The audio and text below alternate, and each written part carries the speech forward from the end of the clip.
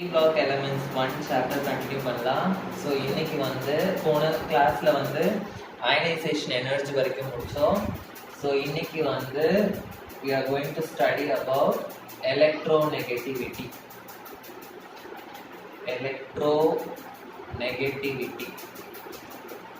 electronegativity நம்ம என்னன்னு சொல்லலாம் அப்படின்னா, it is also called as non-metallic character. Is also called as non-metallic character.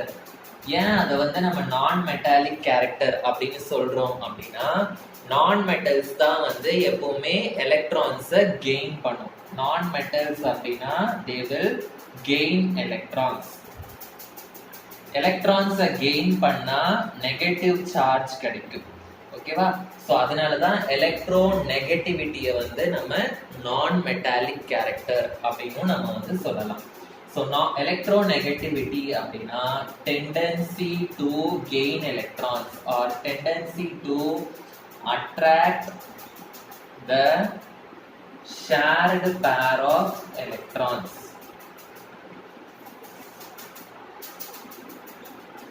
அதுதான் எலக்ட்ரோநெகட்டிவிட்டி. ஸோ இந்த பி பிளாக் எலமெண்ட்ஸ்ல எலக்ட்ரோநெகட்டிவிட்டி எப்படி இருக்கும்னா, நம்ம அயனைசேஷன் எனர்ஜி பார்த்த மாதிரி தான். சப்போஸ் நான் எக்ஸாம்பிள் ஒரு குரூப் 13 எடுத்துக்கிறேன். Group 13 boron, aluminium, gallium, indium, thallium. Okay, so same way தான் அயனைசேஷன் எனர்ஜியில நான் சொன்னேன். ஃபர்ஸ்ட் 2 எலமெண்ட்டுக்கும் நடுவுல அது எப்படி இருக்கும்னா ஹியூஜ் டிஃபரன்ஸ் இருக்கும். Okay, so electronegativity decreases down the group and first 2 எலமெண்ட்ஸ்க்கு நடுவுல ஹியூஜ் டிஃபரன்ஸ் இருக்கும்.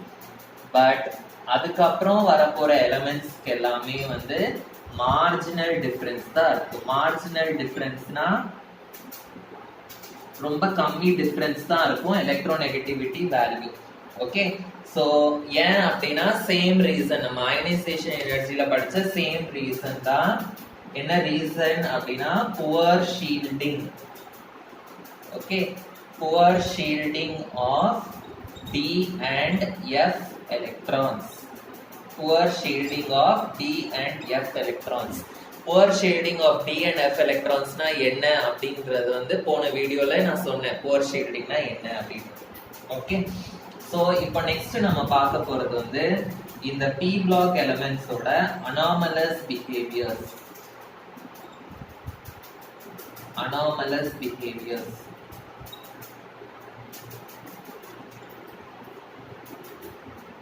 அனாமலஸ் பிஹேவியர்னா ஒரு மாதிரி ஒரு டிஃப்ரெண்டான பிஹேவியர்ஸ் என்னலாம் அப்படின்றத பார்க்க போறோம். Okay, so B block elements எல்லாத்துலயுமே the first member is different. First member is different. P block elements na என்னன்னு உங்களுக்கு தெரியும். Group number 13 to 18. Okay, so இந்த 13th குரூப்ல இருந்து 18th குரூப் வரைக்கும் இருக்கிற ஃபர்ஸ்ட் எலிமெண்ட் எல்லாமே அந்த குரூப்ல இருக்கிற மற்ற எலிமெண்ட்டை விட டிஃப்ரெண்டா இருக்கும். ரீசன் என்ன அப்படின்னா, இந்த ஃபர்ஸ்ட் எலிமெண்ட்டுக்கு ஸ்மால் சைஸ், அதனால டிஃப்ரெண்டா இருக்கும். Next ionisation energy. IE அப்படின்னா அயனைசேஷன் எனர்ஜியோட ஷார்ட் ஃபார்ம். அயனைசேஷன் எனர்ஜி ஹையா இருக்கும். அதே மாதிரி எலக்ட்ரோநெகட்டிவிட்டியும் ஹையா இருக்கும். Electronegativity will be high.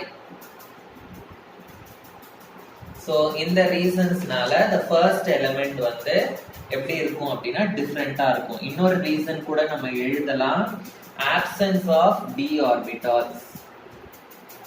Absence of d orbitals. Okay, so இதெல்லாம் தான் ரீசன்ஸ். எல்லா குரூப்லயும் இருக்க ஃபர்ஸ்ட் எலிமெண்ட் ஏன் டிஃப்ரெண்ட் அப்படின்னு கேட்டாங்கன்னா இந்த 4 ரீசன்ஸ் எழுதணும். Small size, ionisation energy is high, electronegativity is high, absence of d orbitals. So நான் இங்க சொன்ன மாதிரி ஃபர்ஸ்ட் மெம்பர் எப்பவுமே டிஃப்ரெண்டா இருக்கும் அப்படின்றது சொன்னேன். ஸோ அதுக்கு நம்ம ஒரு எக்ஸாம்பிள் எடுத்துக்கலாம். First boron. போரான் வந்து it is present in group number 13. group 13 ஓட first element வந்து boron. okay, இந்த boron வந்து it is similar to silicon. it is similar to silicon. silicon வந்து எங்க இருக்குன்னா 14th groupல இருக்கு. ஓகே, சோ அதாவது போரான் வந்து இந்த இடத்துல இருக்கும், சிலிகான் வந்து 14th குரூப்போட second element. Okay, so boron இங்க இருக்கும், சிலிகான் இங்க இருக்கும். ஓகே, சோ இது 13th குரூப், இது 14th குரூப். சோ இந்த மாதிரி டயகனலா இது வந்து சிமிலரா இருக்கிறதுனால இத வந்து நம்ம என்னன்னு சொல்வோம் அப்படின்னா டயகனல் ரிலேஷன்ஷிப் அப்படின்னு நம்ம சொல்வோம். சோ போரான் அண்ட் சிலிகான் வந்து shows diagonal relationship. shows diagonal relationship. so diagonal relationship அப்படின்னு ஏன் சொல்றோம், அதுல என்னெல்லாம் சிமிலர் அப்படின்றத பார்க்க போறோம். ஓகே, so first வந்து their oxides are similar. போரானோட ஆக்சைடும் சிலிகானோட ஆக்சைட்ஸும் வந்து சிமிலர்.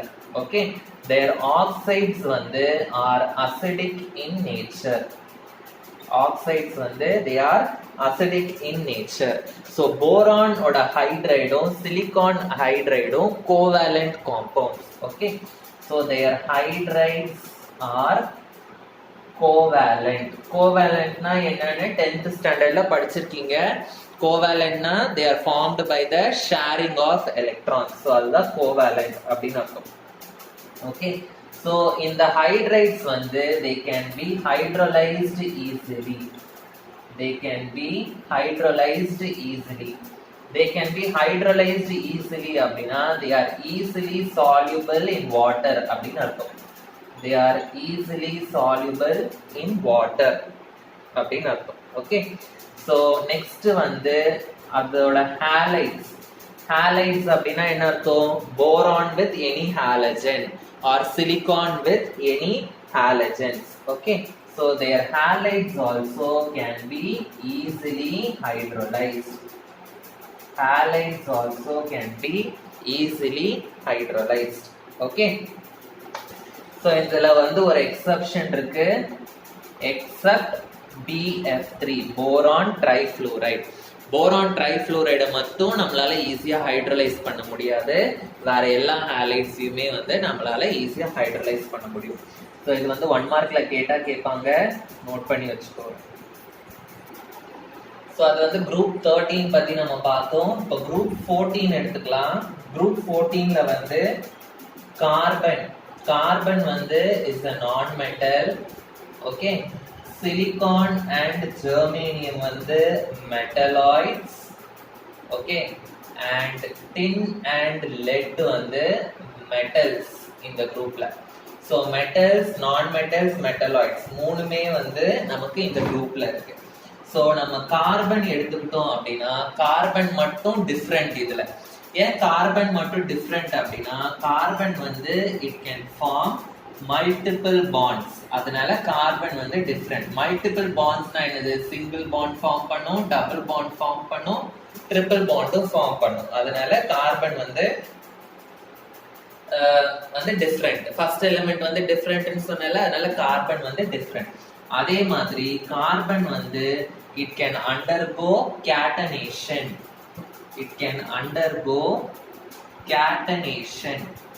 கேட்டனேஷன் அப்படின்னா என்னன்னு 10th ஸ்டாண்டர்ட்லயே படிச்சிருக்கீங்க. கேட்டனேஷன் அப்படின்னா செல்ஃப் பாண்டிங். செல்ஃப் பாண்டிங்னா என்ன அர்த்தம், கார்பன் வந்து இன்னொரு கார்பன் கூடயே பாண்ட் ஃபார்ம் பண்ணி பெரிய லார்ஜ் காம்பவுண்ட் வந்து அதால ஃபார்ம் பண்ண முடியும், அதுதான் வந்து கேட்டனேஷன். ஓகே, ஸோ குரூப் 15 நம்ம எடுத்துக்கிட்டோம் அப்படின்னா ஃபர்ஸ்ட் எலிமெண்ட் வந்து நைட்ரோஜன். ஸோ நைட்ரஜன் வந்து இதுல வந்து டிஃப்ரெண்ட். ஏன்னா இதுல நைட்ரஜன் வந்து it forms multiple bonds. Nitrogen வந்து இட் ஃபார்ம்ஸ் மல்டிபிள் பாண்ட்ஸ், அதாவது single bond, double bond, triple bond எல்லாமே வந்து நைட்ரஜன் வந்து ஃபார்ம் ஆகும். ஓகே, அண்ட் இன்னொன்னு என்ன அப்படின்னா நைட்ரஜன் வந்து is a diatomic gas. Okay, மீதி எல்லாமே மோனோ அட்டாமிக், ஆனா நைட்ரஜன் மட்டும் டை அட்டாமிக். டைஅட்டாமிக்னா என்ன அர்த்தம்? N2 அப்படின்னு அர்த்தம். ஓகேவா? It's a diatomic gas. Next நம்ம குரூப் 16 எடுத்தோம் அப்படின்னா அதுல ஃபர்ஸ்ட் எலிமெண்ட் வந்து ஆக்சிஜன். ஃபர்ஸ்ட் எலிமெண்ட் வந்து ஆக்சிஜன். சோ ஆக்சிஜன் வந்து எலக்ட்ரோநெகட்டிவ். எலக்ட்ரோநெகட்டிவ்னா என்ன நான் சொன்னேன்? it will gain electron and it will get a negative charge. so O2 minus அப்படின்னு ஃபார்ம் பண்ணும். ஓகே, சோ ஆக்சிஜனும் வந்து ஒரு டைஅட்டாமிக் கேஸ். டைஅட்டாமிக் கேஸ்னா O2 அப்படின்னு ரெண்டு ஆட்டம் இருக்கும், அதனால டைஅட்டாமிக் கேஸ். ஓகே, நெக்ஸ்ட் இம்பார்ட்டன்டான ரீசன் என்ன, ஆக்சிஜன் ஏன் டிஃபரெண்ட்னு சொல்றோம் அப்படின்னா, ஆக்சிஜன் வந்து it forms hydrogen bond. Hydrogen bond. Hydrogen பாண்ட்னா என்ன அர்த்தம்? the bond between oxygen and hydrogen. அதுதான் வந்து ஹைட்ரஜன் பாண்ட் அப்படின்னு சொல்லுவோம். ஓகே, சோ ஆக்சிஜன் வந்து it is capable of forming hydrogen bond. Group 17 நம்ம பார்த்தோம் அப்படின்னா அதுல ஃபர்ஸ்ட் எலிமெண்ட் வந்து ஃப்ளூரின். ஓகே, ஃபர்ஸ்ட் எலிமெண்ட் வந்து ஃப்ளூரின். ஃப்ளூரின் தான் வந்து டிஃபரெண்ட் அந்த குரூப்ல இருக்க மற்ற எலிமெண்ட்ஸை விட. இந்த ஃப்ளூரின் வந்து most electronegative element. Most electronegative element அப்படின்னா என்ன அர்த்தம்? it has the tendency to attract electrons. Okay, electrons attract பண்றதுக்கு நிறைய டெண்டன்சி இருக்கும் இந்த ஃப்ளூரினுக்கு. ஓகே, சோ அதே மாதிரி it can form hydrogen bond. it can form hydrogen bond. Okay, so it has -1 oxidation state. -1 oxidation state. -1 oxidation state na adoda charge வந்து -1. Okay, and it is a very good oxidizing agent. Very good oxidizing agent. Okay, next வந்து it is the most reactive halogen. மற்ற ஹாலஜன்ஸை பார்க்கும்போது இது வந்து most reactive. ஏன் most reactive அப்படின்னா இதோட size வந்து ரொம்ப ரொம்ப சின்ன சைஸ், அதனால இது வந்து மோஸ்ட் ரியாக்டிவ். சைஸ் சின்னதா இருக்கிறதுனால அட்ராக்ஷனும் அதிகமா இருக்கிறதுனால ஈஸியா எலக்ட்ரான்ஸ் எல்லாம் அட்ராக்ட் பண்ணும், அதனாலதான் மோஸ்ட் ரியாக்டிவ் அப்படின்னு சொல்றோம். ஓகேவா? ஸோ நெக்ஸ்ட் நம்ம படிக்க போறது வந்து ரொம்ப ரொம்ப இம்பார்ட்டன்டான ஒரு கொஸ்டின், நிறைய வாட்டி எக்ஸாம்ல கேட்டிருக்காங்க. வாட் இஸ் இன்னர்ட் பேர் எஃபெக்ட் அப்படின்னு கேட்பாங்க. வாட் இஸ் இன்னர்ட் பேர் எஃபெக்ட்? ஓகே, ஸோ இன்னர்ட் பேர் எஃபெக்ட் அப்படின்னா என்னன்றத நான் சொல்லிடுறேன். ஸோ இன்னர்ட் பேர் எஃபெக்ட் நான் எக்ஸ்பிளைன் பண்ணிடுறேன். இந்த பி பிளாக் எலிமெண்ட்ஸ்க்கு வந்து they have variable oxidation state. Variable oxidation state. Variable oxidation state அப்படின்னா p block elements ஓட சார்ஜ் வந்து மாறும். Okay, they have variable oxidation state அப்படின்னா p block elementsக்கு ஒரே சார்ஜ் தான் இருக்கும் அப்படின்னு சொல்ல முடியாது, அதுங்களோட சார்ஜ் வந்து மாறிக்கிட்டே இருக்கும். Okay, so group number 13 to 16 எடுத்துக்கிட்டோம் அப்படின்னா 2 is considered as the stable oxidation state. So group number 13 to 16க்கு 2 is the stable oxidation state. ஓகேவா? ஸோ இப்போ நான் வந்து இந்த இன்னர்ட் பேர் எஃபெக்ட்னா என்ன அப்படின்றத ஒரு எக்ஸாம்பிள் வச்சு உங்களுக்கு நான் எக்ஸ்பிளைன் பண்றேன். இப்போ நான் வந்து போரான் எடுத்துக்கிறேன். போரானோட அட்டாமிக் நம்பர் வந்து 5. ஓகே, அலுமினியம் எடுத்துக்கிறேன். அலுமினியமோட அட்டாமிக் நம்பர் வந்து 13.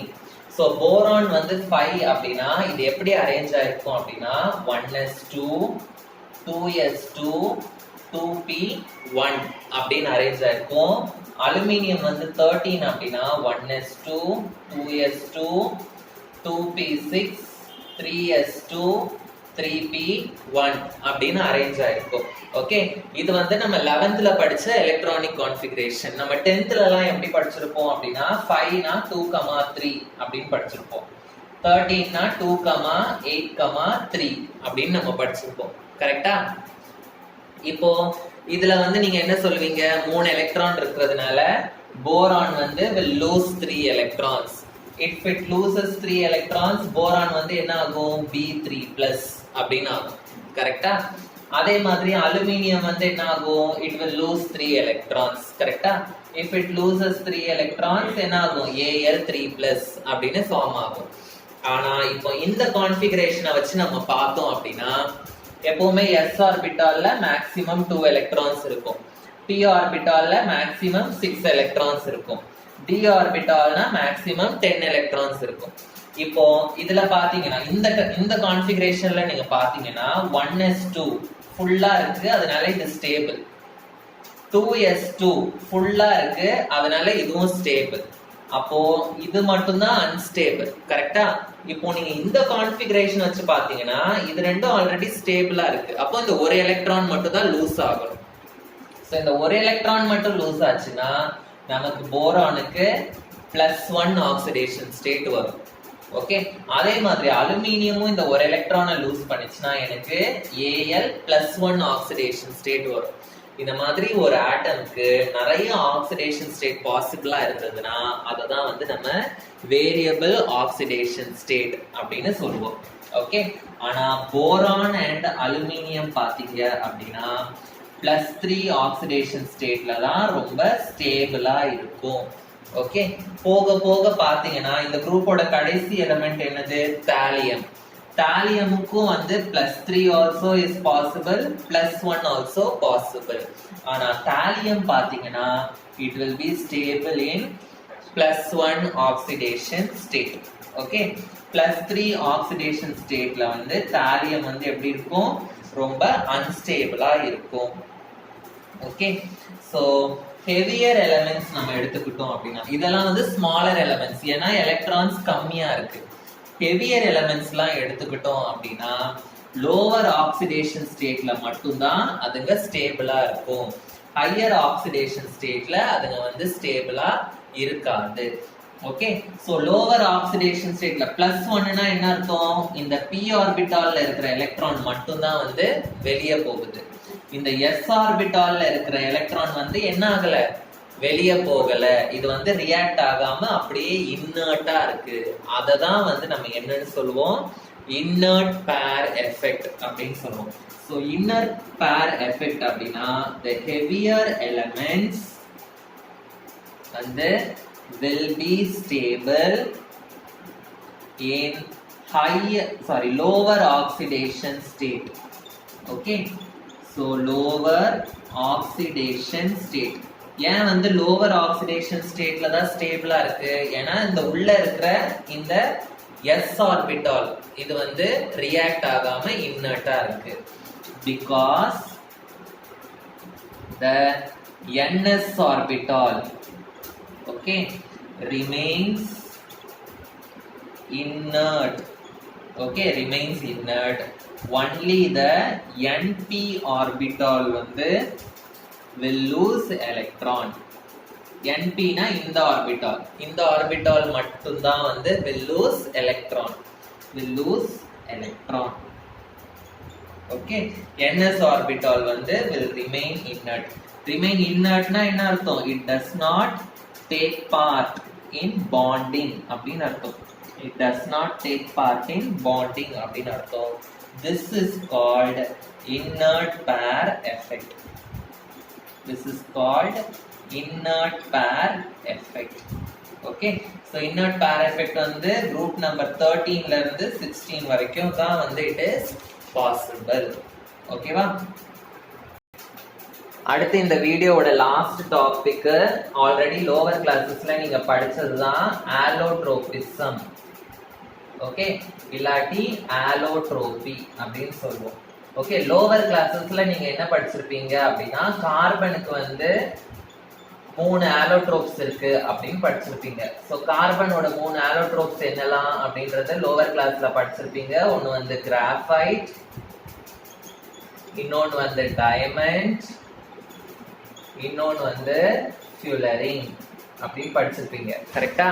ஸோ கிராஃபைட், டைமண்ட், ஃபியூலரின் இதெல்லாம் ஆலோட்ரோப்ஸ்ன்னு சொல்றோம். ஆலோட்ரோப்ஸ்னா என்ன அப்படின்னா கிராஃபைட்டும் it is made up of carbon, டைமண்டும் மேட் அப் ஆஃப் கார்பன், ஃபியூலரினும் it is made up of carbon. ஆனா இதோட ஸ்ட்ரக்சர் டிஃப்ரெண்ட், இதோட ப்ராப்பர்ட்டிஸ் டிஃப்ரெண்ட். ஸோ அந்த மாதிரி இருந்ததுன்னா இது வந்து ஆலோட்ரோப்ஸ்னு அர்த்தம்.